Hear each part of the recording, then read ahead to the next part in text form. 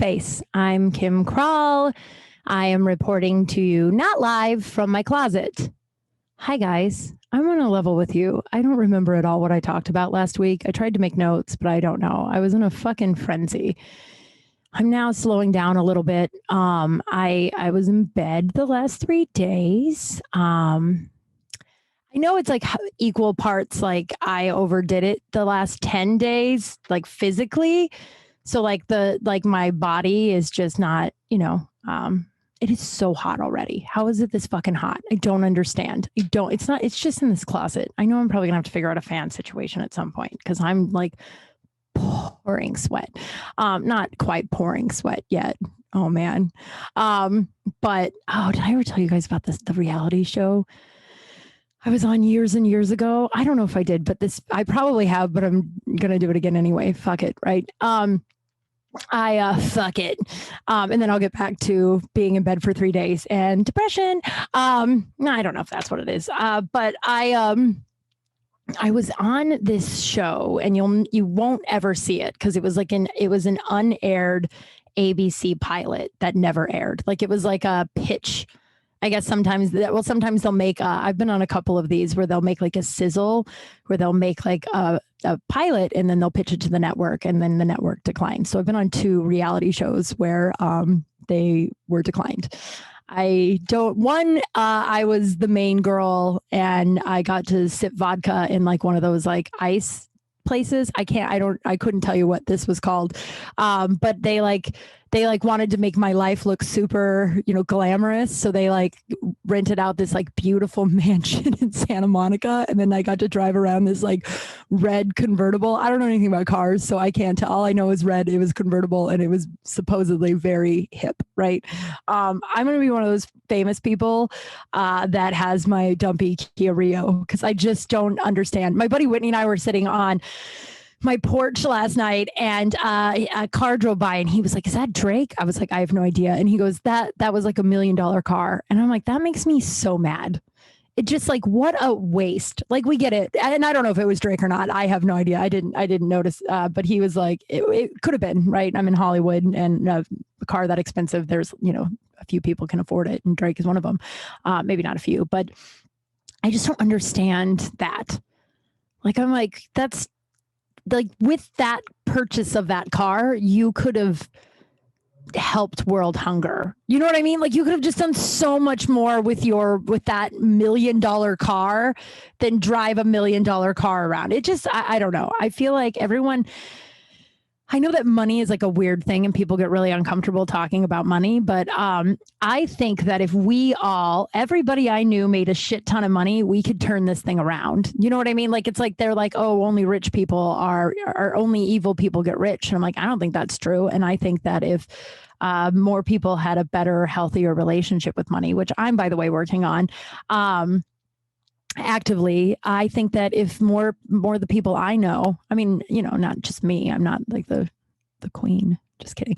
But like the people in my life that I know that are like good-hearted people, if more of those people had a lot of money, we might be able to save the human race or the planet, or I think the planet's going to be fine. I think it's going to kick us off eventually. But that's how we're 4 minutes in and I've started 5 stories. I promise I will finish them all. But so they had me like drive around in this like nice car. And it was just like, oh, I'm like the perfect woman who has like the perfect life. That was the narrative. But I just can't find myself a man. And there was like a relationship coach who was there to like coach me. And actually, it's interesting. Privately, he and I talked a little bit. He and I unfriended him because he posted some really scary race stuff, just really like over the top. I don't know. I don't want to get into it because it's not what I want to make the show about. But and it wasn't like racist stuff. It was just really intense, and it was only about that. And I was like, I think I'm gonna go ahead and mute this guy. And then he unfollowed me after I muted him. So then whatever, it doesn't matter. But he was a relationship coach, and he actually opened my eyes quite a bit. And this was a long time ago. And I am realizing in this moment, maybe I should revisit what he taught me. Because as you know, I've recently ended a thing with a guy, a thing. God, I hate that. For all intents and purposes, I broke up with somebody. I don't believe he thinks we broke up, though. I do believe he thinks that he can just pop back in whenever he wants and it'll be fine. I don't know. And I don't care, truthfully. But this relationship coach, I had just broken up with this boyfriend, Rob. I've talked to you guys about this before, like this was like 8 years ago. I think 8 years ago. Yeah. I broken up with him and I was devastated, right? He was like the first boyfriend I had and the first like relationship I had that I had like any emotional intelligence, any emotional growth done like prior. So I like mourned every relationship I'd ever had prior to Rob. So I was a mess, right? And if that makes sense, like most of the boyfriends I'd had before, I like pushed it down and like didn't feel it. And then I broke up with Rob, or Rob broke up with me rather. And I felt all of it, right? And so we were sitting before we were filming and I had asked him, I was like, this is what I'm going through. You're a relationship coach. What do you think of that? And he was like, well, everything I know about you so far, minus the like fake car and fake house, but everything I've noticed about you, getting to know you the last few days and that story you just told me, you date down. Oh God, I'm going to cry. Cause I just realized just now, like, I'm still learning that lesson, huh? And not date down. Like, I'm just people that are on a different level than me. And he was like, you date men that are below you because that way you don't have to be really vulnerable and have like a real relationship. Oh, fuck, I'm still doing it, huh? Oh, wow, I love it. I feel like Crawl Space is like my own personal therapy office. Like this is the shit I would say in a therapist's office. And then I do a bunch of like work outside of here. So then I have these revelations in here, which is really cool and really healing for me. I hope people hear this and maybe hear something that might be healing for them too. So far, I've gotten quite a bit of messages saying that that is the case. So that makes me happy. But wow, I still am doing it. But he was just like, yeah, if you dated someone on your level, then you would have to actually be vulnerable, actually have a relationship, actually be a partner, have a partner. Like that's the scariest thing in the world for you because yeah, oh man, I'm going to cry. And truthfully, I thought this last guy was that, but I guess he wasn't. On some level, I think I knew that he wasn't, which really sucks. You know what I mean? Like hindsight's 2020, and I think afterwards you're like, on some level, I knew, and it's like, well, why don't I ever listen to that on some level while it's going on? You know what I mean? Like, why am I always like, it's on some level I knew. I knew one time we were Zooming, and he told me this long story about him being an asshole, right? Just an asshole. And like, he's a different person now from when he was in that story, but there was like, he like laughed about what an asshole he was. And he thought it was also funny. And I was like, oh, that sounds terrible. It doesn't sound, and I laughed too, because, I was like, maybe I'm just being hypercritical, but like, that was kind of the moment that I was sort of like, I don't know if this is the droid I'm looking for. And I am still, it's 2 steps forward, 2 steps back. I will go back to the reality show real quick, and then I'll tell you where I'm at personally. I think this whole thing is that. And every week I'm kind of freaked out that I have ran out of things to talk about, and then I get in here and I'm like, I don't think I'll ever run out of things to talk about. But then the other reality show I did. So these are 2 that I don't believe you'll ever be able to find. I also have no idea. One of them was called like 8 on a Date. I don't know. I might have told you guys this before, but it's still kind of an embarrassing, funny story. I'm going to tell it again. But so it basically was an unaired ABC pilot. I made really good friends with 2 of the girls. The other girl kind of sucked. I don't know. We're still friends on Facebook. She's just not she's not really my type of human. And then there were 4 dudes, and I made acquaintance, decent friends with 2 of the dudes. One I never saw again, and one actually got separated from me because we both got to live in. I'm burying the lead. Okay. So basically, the premise was that you meet 4 people meet each other, and then the dudes eliminate 1 girl, and then the girls eliminate 1 dude, and then the guys eliminate 1 girl until there's like one left, right? One and one. And so the thing was, they were like, we want to make it really glamorous. This is one of the most embarrassing. I'm so grateful this never aired. So embarrassing. I think I've told you guys the story before, but it's a funny one. So I think it's worth telling again. And if I ever tell it too many times, someone tell me. Although you understand, I never respond to anything. I try. I just get overwhelmed. So I have like a whole email that's called first response. So it like goes to the very top that like has like 500 emails in there that I have to respond to. And then I get overwhelmed. I have anxiety. So they wanted to make it like really glamorous, right? So they had they got these like awesome makeup artists and hairstylists, and they were, we looked beautiful, but it was like mid-August in the Valley. Now, if you don't live in Los Angeles, that means it was 110 degrees, like so fucking hot. And no matter how much air you have on, there's few places that are actually like completely not still sweating a little bit when it's that hot. It's just so fucking hot. So what they wanted for us to do is get out of this limo and like slowly, like they were like, throw your hair back and forth or whatever, and then we'll slow motion it and it'll be beautiful. I was a sweaty disaster, and I'm so clumsy. And then they also put me in the highest heels possible, and I'm 5'11". Like, I can't get out of the limo. All the other girls are able to like graciously get out of the limo and like, like wave their hair around and like blow a kiss to the camera. And I like stumble out of the limo. Then they have to stop the camera. Like, it took like 6 times for them to finally get it. And then finally it was like, we'll make that work, I guess. And it was just like, oh man. And then they had to stop me like a few times to like clean up all how sweaty I was. It was so hot, right? It was so hot. And so they had to clean up how sweaty I was. The other girls didn't seem to have this problem. And then we go over to meet the dudes. Now, 2 of the dudes are my height without heels, right? They're my height without heels. And then one dude is super short. And then the other dude is probably my height with heels. So like, I don't know why the fuck they had me. I was like 6'3", right? So, and the other 3 girls are like tiny little petite girls. And so we walk over, and one is like super cute and little, and she's like, hi, I'm da-da-da. And then the other girl was like, hi, I'm so-and-so, and I like to fuck. Like something like right out of the gate. And then the other girl, who I think ended up winning, made it to the end, immediately did a splits, like came out, was like, hi boys, and then did the splits. And then they looked at me and I was like, hi, I'm Kim. And then they had to stop the introduction, because then we had to just like talk and get to know each other for a little bit. And then they had to stop the introductions, like I'm going to say 4 fucking times, because they had to mop the sweat off of me.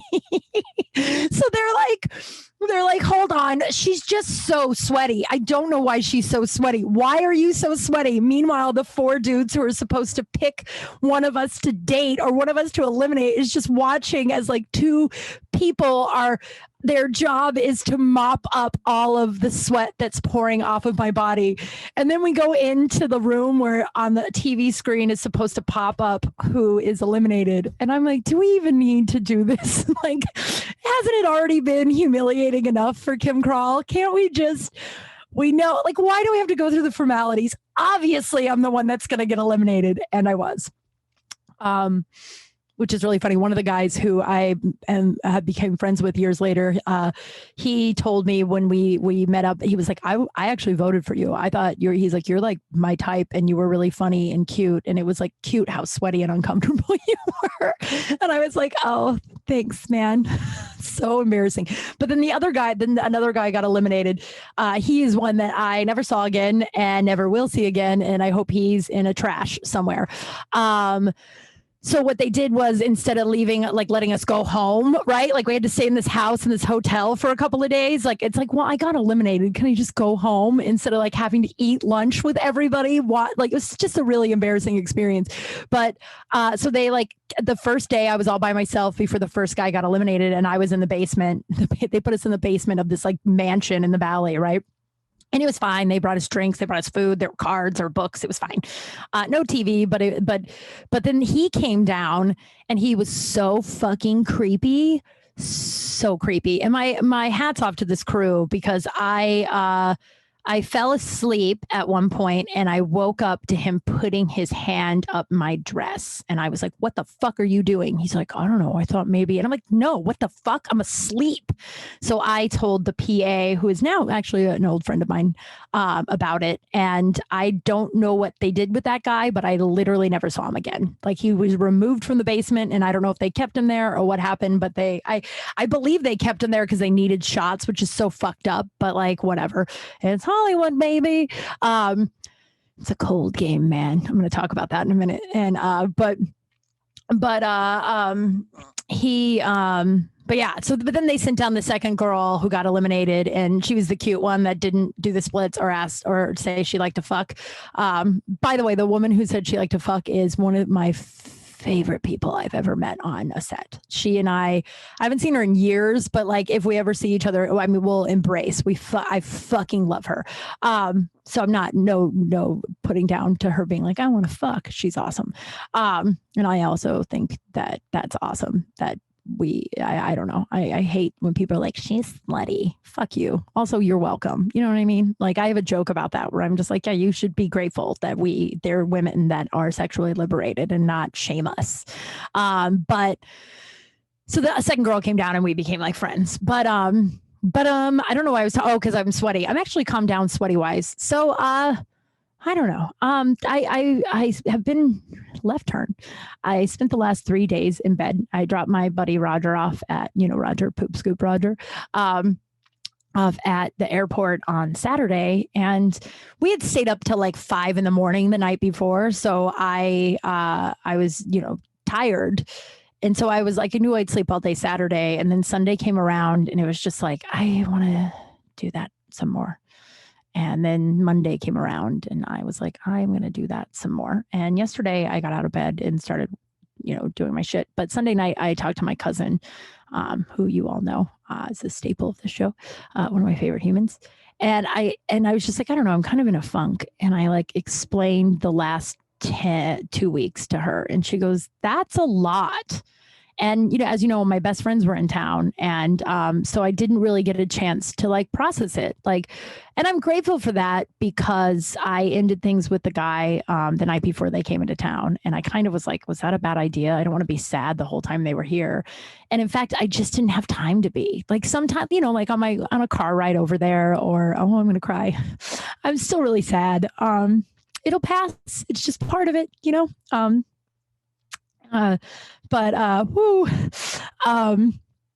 but I didn't have time to really like sit down and wallow in it, which I'm grateful for because not that I'm a massive wallower, but I can get in that trap or like, but the last 3 weeks, I lost a best friend. I lost for all intents and purposes, I can't intents and purposes. So I sometimes freak out that I have it wrong. So I just mumble it through. I don't need a DM letting me know what it is. I know what it is, but I just love that sometimes feel like, just so you know, and I'm like, I'm fine. I also don't care if I don't know. But maybe I should, who cares?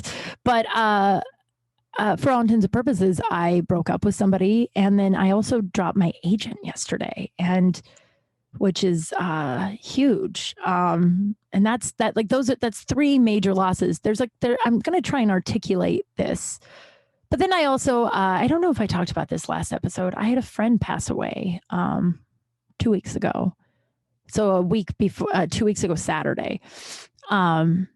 I don't know if I talked about her. She was an old friend, an old regular at Big Wangs of mine. And then we became friends. And she actually was somebody who has really encouraged my voiceover career.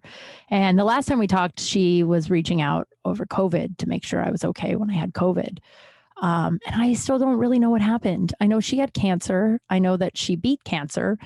And the last I saw her was right before the pandemic at a barbecue, and she seemed like she was doing great. Her hair was starting to grow back. She was really happy. She beat cancer. You know what I mean? And then everything I hear is that it was sudden, and then she was on life support. And then when I got a text on last Saturday that was like, hey, they're going to pull the plug today. And then she passed later that evening. And so that's a lot.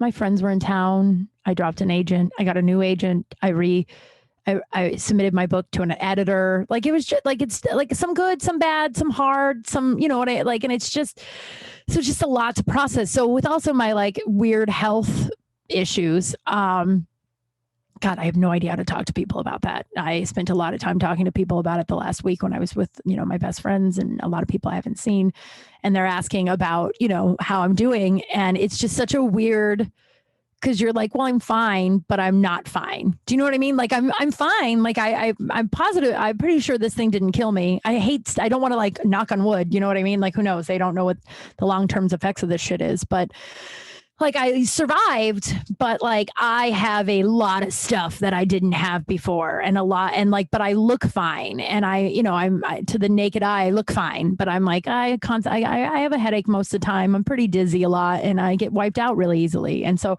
but telling people that, they're just like, oh, okay, well, I'm glad you're back out. And it's just like I don't know how, and I understand people who have like autoimmune diseases because. People are just be a little bit cooler when people tell you they don't feel well. I don't know. Everyone's just so uncomfortable with it where it's like, oh, okay, well, I don't know what to say. So I'm going to go over here. No one did that to me. Obviously, the people I hung out with the last 2 weeks are some of my favorite people on the entire planet. Not in my best friends, obviously, are my favorite people on the planet, but then a bunch, whatever, it doesn't matter. It does matter. But it's just a lot to process. And I realized with, these 3 relationships, right? These 3 big relationships, like a best friend is gone out of my life. And I think that that's pretty permanent now. Another friend of mine sort of clapped out. And I don't think that the best friend is looking at it as, oh, that person separately doesn't want to be in my life. I think she thinks that I did something to make that person not be in her life. And I didn't. I just wasn't accepting unacceptable behavior, and someone saw that and they were like, yeah, I don't like that behavior either, and they made a choice to, I don't know, but I know that I'm like uber bad guy to this girl. It's none of my business, man. It's just none of my business what people think of me. That's a big rule of mine, and I hope people hear that. It's none of your business what people think of you. I mean, I have 52 personalities according to everybody in the world. You know what I mean? Like the perception people have. A lot of times your perception you have of other people is like a projection of you. It's not even who they really are. Like I don't even know if I know who this guy is, the guy I ended things with. In my mind, he was going to live here by now, so things would have been a little bit different, but he's able to sort of mask who he is from afar. And I think I'm mourning potential. I think I'm mourning what I wish it would have been, which is hard. And I don't think he's a bad guy. I don't know. I'm not. I have lovely friends who are like, fuck that guy. And I'm like, I don't really feel that way. I think that he just has some shit, and I just happen to be collateral damage in that shit a couple of times, and which sucks. But I will be stronger for it. But this is the first time in my life. This is the first time in my life that I have been the one that walks out of relationships. And that's 3 major relationships. I was with my agent for like 9 years. And I got a new agent, which I'm very excited about. But I'm so freaked out about this other thing that I'm not even, you know what I mean? Like, I'm like, I hope it's the right move, but it is the right move, because no matter what, I needed new blood in there. You know what I mean? Like I was so scared of ending it because old Kim would just stay in situations because I didn't want to feel abandonment feelings, even if I was the person. Like I would hold on to relationships just to not feel abandoned. And because I was abandoned so much as a child, to just not feel those feelings, I would just stay in these awful relationships. Like literally almost every boyfriend I've ever had, like I would just stay until they were like, I can't do this anymore, even though it was so dysfunctional. Even though I saw, this is a lot what my book's about, by the way. Even though it's so dysfunctional, I was still like, I'd rather be in this chaos because I feel comfortable here than ask for what I deserve or walk away from something that's unhealthy and toxic. And the last 3 weeks, I have dropped 3 things that were not serving me and my needs and were not treating me the way I deserved. It's painful. It's painful, man. And all 3 of those things had a very cool, whatever response, right? Like the girl, I'm trying to stay away from using names with these people. I know I try to use names when it's like I talk good about people, but when I'm not talking bad about people, my nose is running like a faucet. I as always, I guess that's another new thing that's just awesome. But I try not to mention it. And I don't think I'm talking bad. I'm talking just about my experience. I'm not bad mouthing these people. They're just not. But the friend, I was just like, I need a little bit of space. Just to like, I think this relationship needs space. It's my boundaries aren't being listened to, and my needs aren't being met in this relationship. So I need some space to kind of think it out. I will reach out to you if, when I wrote this like heartfelt text about like, I love you a lot. You're on my mind all the time. I just need a little bit of breathing room, and I hope that, we'll reconnect and we'll be able to talk this through. But I think right now we're both kind of in our shit, our dysfunction, that we're not going to be able to see around it. At least I'll speak for myself. And she wrote back, all good, and unfollowed me on everything. All good, like fuck off. Right. And I know that that's not about me. And then the guy was just like, yeah, sorry. Like, I don't know. I'm not really able to do this either, but I would like to talk to you. We can still be this or that. I don't know. And then he just vanished. I still think I'll hear from him. And I've always had this feeling about him. And that was the dream I had before he came back in my life, the night before he came back into my life, which is wild. I think I have ESP or CSP. I don't know. I shouldn't say those things because I have no idea. QR code. But I've always had this feeling that he was hiding something from me, like not like a wife, like not something like that, but something that he thought was like made him unlovable and was not able to share with me. What that is, I don't know. I've just always had that feeling. And then my agent, I wrote this email, this like thoughtful, like over thought about it, sent it to a few people to like proofread, make sure it sounded clear, concise, and kind. I was going to see if he still wanted to be my theatrical agent. And I was like, I was, freaked out about just a numeral and the email subject. Can we just get rid of that already? Email, the president of email, can you just get rid of the subject line? Everybody I know is like, I have no idea what to write in that. Like, hey, I'm dropping you, or like, you know what I mean? Like, no one knows what to write in that. And it's just, I don't know if I'm alone in this, but every time it's an important email, I'm like, I have no idea. Can you just leave it blank? Can you just do that? So I thought about it. I was worried about it. I don't break up with things very easily. I'm afraid of the like backlash. I'm afraid of being wrong. All my shit, all my triggered trauma shit comes up when I leave something, right? And he writes back immediately, thanks for letting us know. No, we will not be repping you theatrically. That's not how it works. Take care. And then dropped me off all the casting sites. And I was like, whoa, it's a cold game, man. I still can't say that. My buddy Marcus is always like, I try to say it. I'm like, it's a cold game, man. And he's coaching me on how to say it. It's a cold game, man. And none of those three things are personal, right? Like none of them are personal. None of it's personal. Like the agent, it's like, okay, well, he obviously, like, it's business. Like agents don't have time to like coddle me. I honestly thought he'd just be like, you know what, we don't do that, but it was great working with you, Kim. Take care. Good luck to you. Nothing. But I'm like, that's not personal. He probably saw it, was like, whatever. And also this agency isn't the new agent, I feel like knows me more and also wants is like the old agent. The old agent, I had a feeling that it was just like, I'm just throwing your headshot and your shit at the wall and hopefully something sticks. Cause sometimes I'd go out for roles that I was like, oh, this matches. And other times I'm like 48-year-old mom with like a 17-year-old kid. And I'm like, I don't even look my age, whatever. But so like my new agent is definitely personable. I feel more comfortable calling him if I have questions. Like it just feels all together, whatever. And so I know it's right. And I know it's not personal. And with the woman she is so dysfunctional. Like I know how dysfunctional she is because we've shared our dysfunctions together. We've worked on them together, and I know how dysfunctional she is.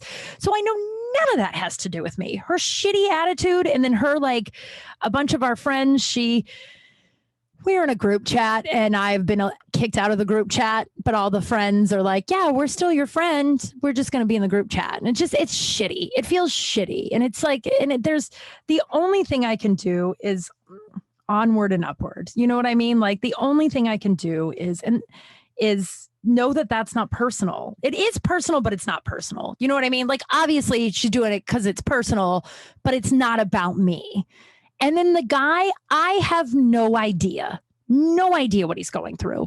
I know that it's none of my business anymore.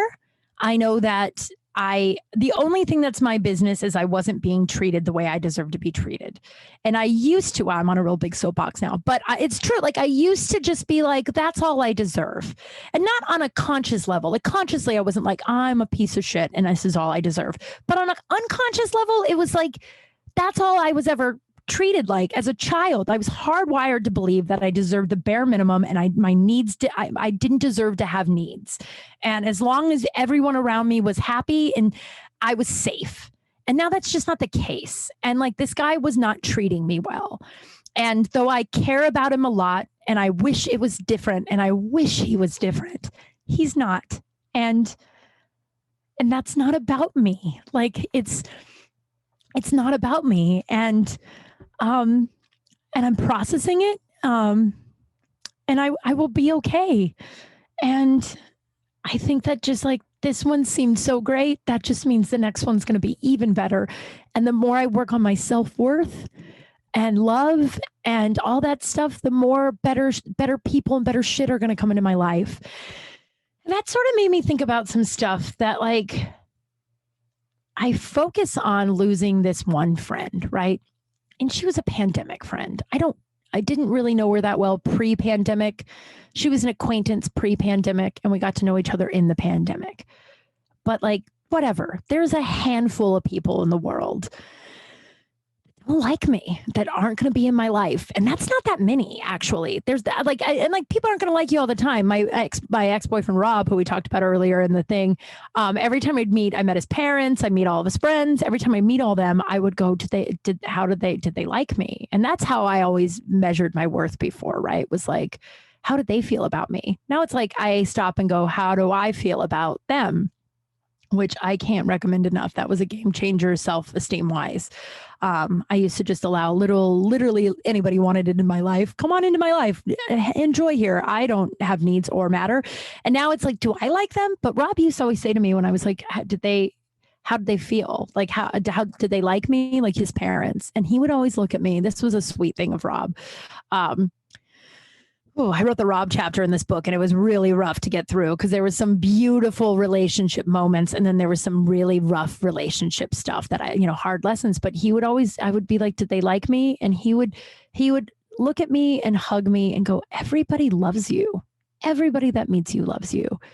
And I've had many guys I've dated in the past. One guy ripped my heart out.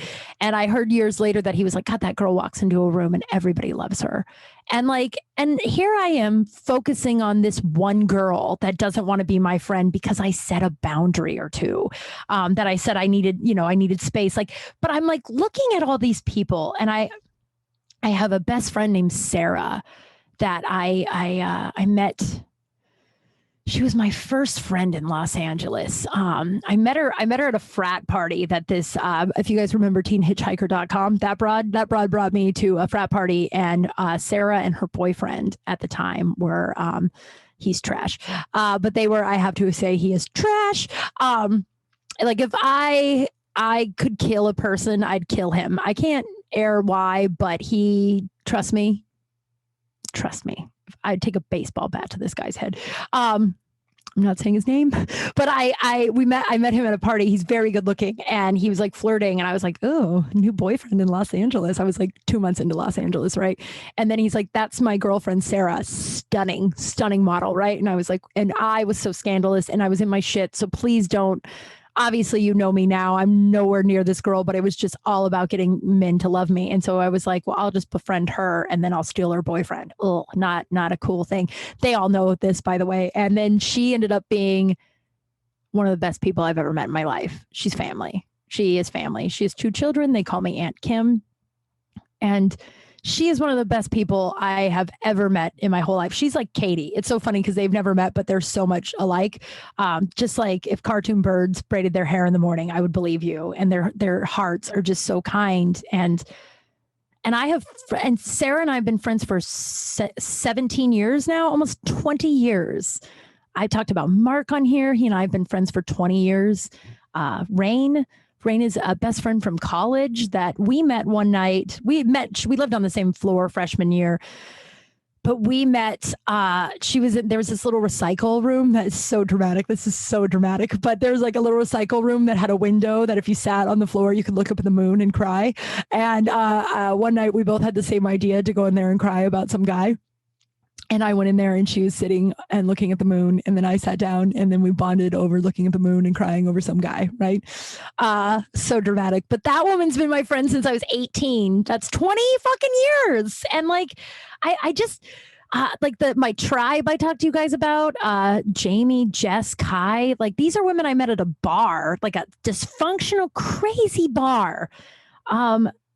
These two Bronco fans, Greg and Thomas, they live in fucking Pennsylvania. Like I sometimes forget that Pittsburgh and Philadelphia are both in Pennsylvania because they both just seem like their own state. I know that makes me sound dumb, but I'm not dumb. So I don't care what it makes me sound like. But I met them like the year the Broncos went to the Super Bowl, I think. And or the year before, I can't remember, but I like met them at the Bronco bar. And these guys are some of my favorite humans in the world. Like, it's just, I look at like people all over the country, all over the world, even. I have these connections and these friends and these fucking and beautiful people that would do anything for me. And here I am focusing on this one broad who sucks. And it just, I was trying to think about what these lessons, like I always try to look at like, what was I supposed to learn in all of this? And I think with the guy, I think we heard at the beginning of the episode, the guy is that I still am picking guys that are on a lower level than me. I don't want to say I'm better than, you know what I mean? But like, I think we're on different playing fields. Everybody's on a different playing field. I don't think better or worse. We're just all, in a different section of our lives or stages. And I pick guys that are in lower stages than me because it's safer. Because I know it won't go well. I know it will end eventually. I know it will. You know what it's like, but if I pick somebody that was on the same playing field as me, I may actually have to get vulnerable with somebody. And that scares the ever living shit out of me. The ever living shit. And so I guess that, because I one thing that I was really angry the last couple of weeks about this guy is I was like, what was the lesson that I was supposed to learn? Like, what the fuck was the lesson? You know what I mean? Like, I was like mad at the universe and like, I don't have a mean God. So when people are like, the universe is testing you, God is testing you. I don't believe in that God. I don't think that seems vengeful and like, I'm going to test you. And if you choose wrong, I'm not going to give you what you want. Like, I just don't have that relationship with the universe, God, higher power, whatever you want to call it. I think it's always for a reason. It's always for something. But I was mad for the last couple of weeks of just like, why? What was the point of letting him come back? What was the point? Because it was literally the same thing. He did literally the same thing he did last year. Literally. He may have a girlfriend now. I don't know. I don't care. It's none of my business. What is my business is taking care of myself, loving myself, and staying in my own lane and keeping my side of the street clean and being good to the people who are good to me. You know what I mean? Being kind, whatever. Like but like him, whatever his shit. But I was like, what was the point of this? All I did was break my heart again. Now I'm crying some more. But then I was looking at it. I was journaling and I was like, and my cousin actually asked this. She goes, well, what's different? Like, because I know that it's different this time because you're different. So let's talk about what's different. And maybe it was like to show how much I've changed. I have no idea. There's a billion lessons I learned from this. And do I regret letting him come back in? On a surface level, yes, fuck him. You know what I mean? But like deep down, I'm like, no, that's the way it was supposed to go. And I care about him and I wish him well. And maybe I don't have a bird's eye view of this thing. And in my experience, there's always an answer.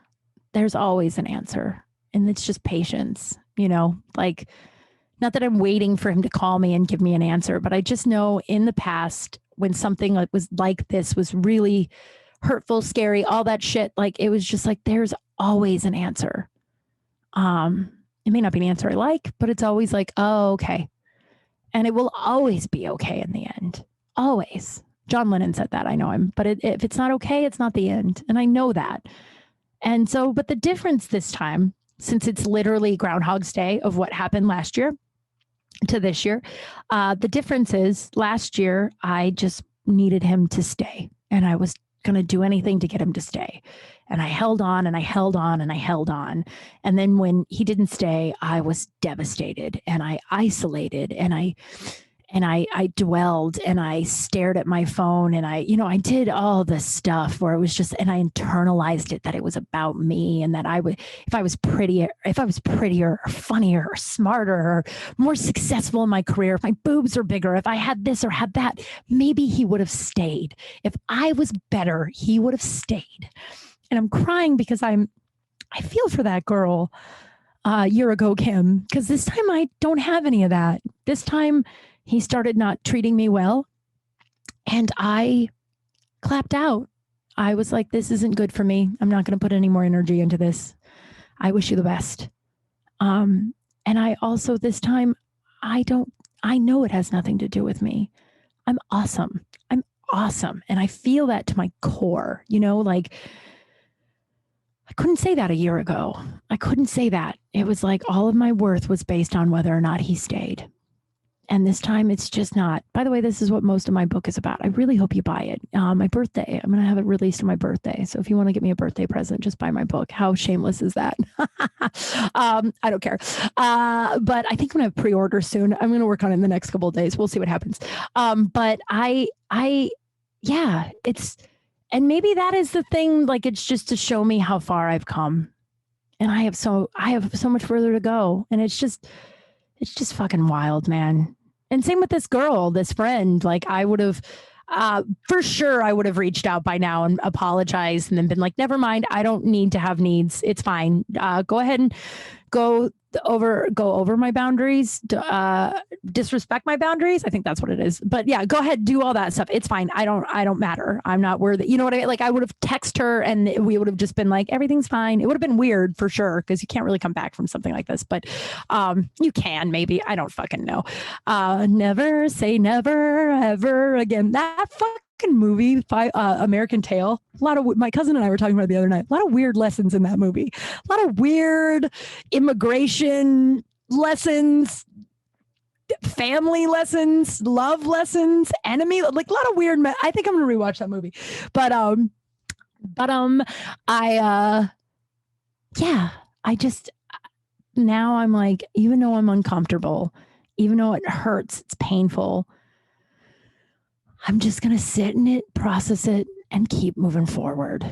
And I got a new agent, and that's amazing. And what if some new blood in there gets me a commercial? You know what I mean? Like, what if this is potentially life-changing shit? And it's like, okay, well, it's a little bit of a bummer, but like, truthfully, I couldn't pick my old agent out of a lineup. I think I met him 3 times and I felt uncomfortable asking him questions. I talked to a different assistant every time. It felt like they went through assistants like I go through dudes. Sorry, I was trying to make a joke there. It's actually pretty accurate. I remember one time in college, I came home we still had answering machines. Yes, answering machines. I think I know I had a cell phone, and I think most people did, but they were like things that you just didn't really bring with you. It was like, oh yeah, I forgot my cell phone on my desk. Whatever. Like, simpler times, man. Simpler times. But I came home one night and I like rushed in and I ran to the answering machine, and we were the douchebags. There were 4 of us. We were the douchebags. It was like, hi, you've reached, like, all of our different voices. My text messages are blown up. But I came running home and I hit the answering machine and there was no messages. And I looked really down, and my buddy Stoltz was like, my roommate Stoltz was like, You didn't get any messages, but I'm going to play this out for you. This is how it's going to go. You're going to be sad for like 2 days because this guy hasn't called you, whoever this guy is. And then he's going to call you, and then you're not going to be interested anymore. And then he's going to not stop calling you because now you're not interested, and he will keep bombarding us. And then I'll finally tell him you're not interested. And then you'll find another guy next week, and it'll be just another Tuesday in Greeley. He said it a lot more like eloquently, but I was like, that's fucked up. But then I really thought about it, and I was like, yeah, he's right. He's right. Another one will come along in another minute. This one meant a lot to me, though. And I don't know. I still have, Jesus. I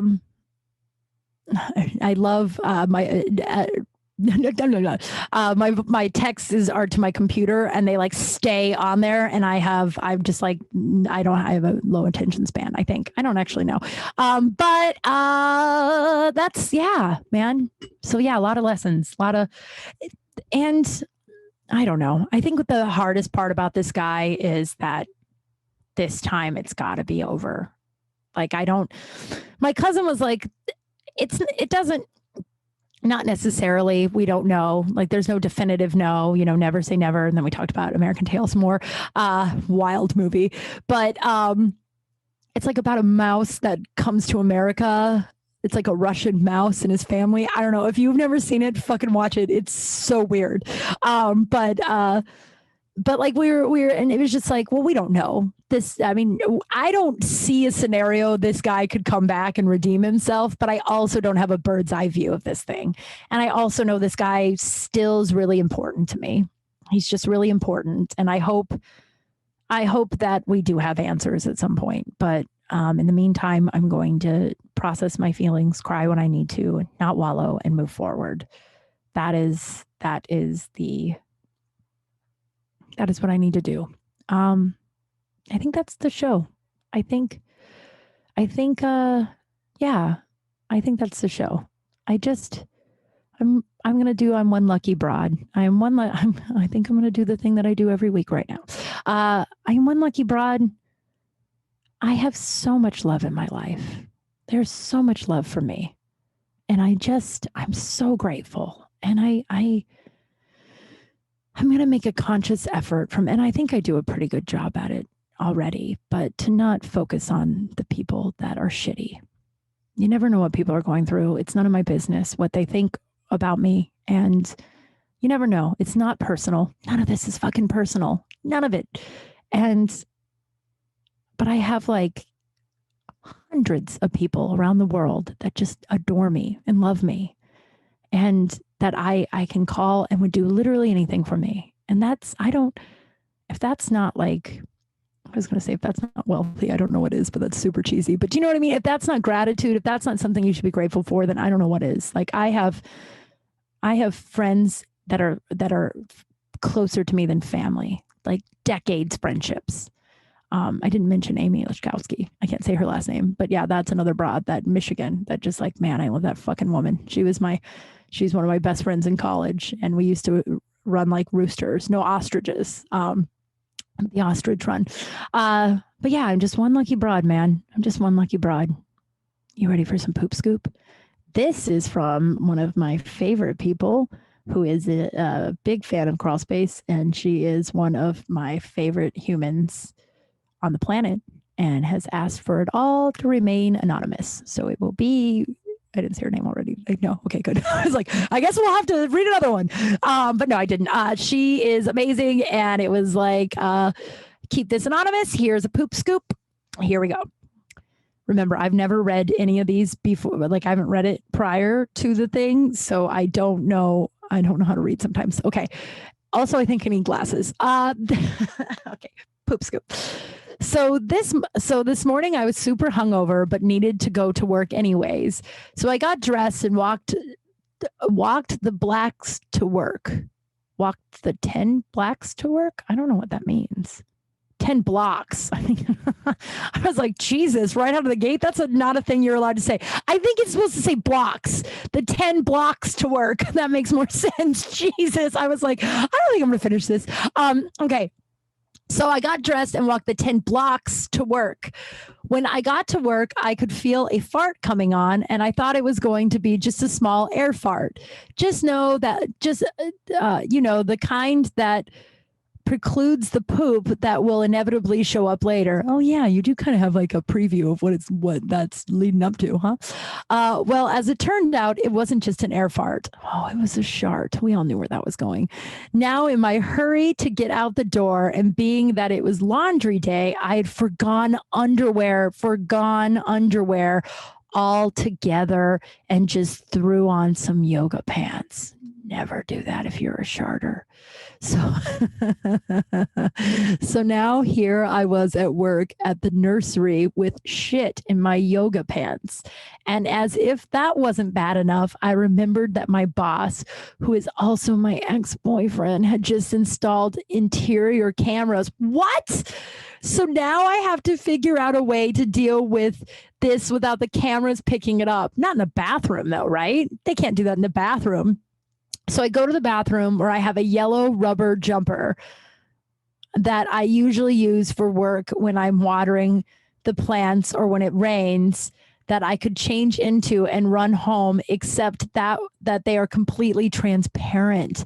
Not really an option. So I decide to clean my pants in the sink and hang them to dry in front of a fan. Put on my yellow see-through jumper and continued to work naked from the waist down until my pants dried. I could go home. I'm just waiting for my boss ex to call and ask what the fuck I was doing. Oh my God. I feel like as a society, we should all accept the fact that all of us are going to poop our pants at one point, right? Everybody will. If you haven't, your time is coming. There is nothing in my life that I am more confident about than that. But like, I think as a society, we should all just understand that we're all going to do it, and we all should just be allotted like a pass, somehow a pass. You know what I mean? You think also like a lot of times these poop stories come from heavy drinking, hungover. You would think that as a human race, we would like getting drunk seems more exciting than like the aftermath of the hangover and the farting and the sharding and the pooping your pants. I don't know. I've sort of been like, I'm probably kind of good with the whole drinking shenanigan, but I could be wrong. Oh God, that was so good. That was so good. I'd like to know if she ever got caught. I think she wrote this in real time. Oh my God, I'm like hiccuping. I'm getting the hiccups randomly the last few days for zero reason. But it's so good. If you want to send me any of your poop scoops, please send me your poop scoops. Guys, I'm out of poop scoops. I have one more poop scoop and then I'm done. So send me some poop scoops. KimKralspace@gmail.com. KYMKRALSPACE@gmail.com. Please, please, please. Or you can just click the little email button on my Instagram profile. And my Instagram is KYMKRAL. Follow me on everything. Share this, like, rate, review, all that stuff. I'm also running out of reviews to read. So if you can, write me a review if you get a minute. They just mean the absolute fucking world to me. And they also push the podcast forward. They get, more listeners and more people. Like iTunes are all the places are like, oh, we'll push it. Well, enough people like this, so we'll put it to the forefront. So if you can take a minute, just please go to iTunes and leave me a review. Is that enough begging? I don't know if I'm begging, whatever. This is from ZYMASE. Oh my God, I love this guy. He wrote, meet your new best friend. I would give this podcast 10 stars if I could. Kim is funny and raw. And if she tours once COVID is done, I will be there front and center. Oh my God, I love that. Thank you, dude. Thank you so much. I love this guy. I appreciate you listening. I appreciate you supporting and your review. Thank you. I think that's it, guys. Keep an eye out. Oh, we have a crawling up for Saturday of the month is this week. I have a fun guest. We're going to talk about narcolepsy. Sarah Albritton. She's a new friend, comedian from Chicago, and she's narcoleptic. So we're gonna deep dive into what that's like and how she's gonna tell us all about her story. I'm very excited to hear about it. My dad's last girlfriend and only girlfriend I ever knew him to have, besides my mother, was narcoleptic, and it was wild. It was a wild time. But yeah, so take a listen this Saturday. All the stuff. I think that's it. I hope everyone has a good week, and I'll see you soon. Be safe. Bye. Crawl space, crawl space.